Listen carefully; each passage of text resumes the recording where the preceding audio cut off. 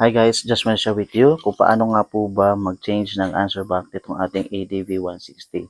So make sure lang po guys, naka-on yung ating remote. Okay? And then, press lang po natin ito isang beses. And then, bigyan po natin ito ng at least 4 seconds hanggang mag-blinking po siya. So once mag-blink po yan, press ulit natin isa.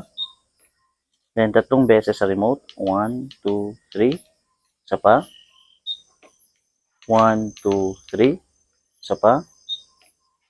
1, 2, 3. Isa pa. So, dito tayo guys mamimili ng gusto nating sounds. May, yan, yung default niya, medyo mabilis. At ito, medyo mabilis. Hindi, yung sakto lang pala. Yan. Yan.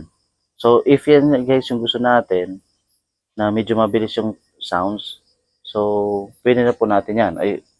I-press ulit. Then, diin na natin hanggang mag-blink siya. And then, yun. So, try natin guys, no? Dito tayo sa malayo. Wait lang. Yan. So, yun lang guys. Thank you.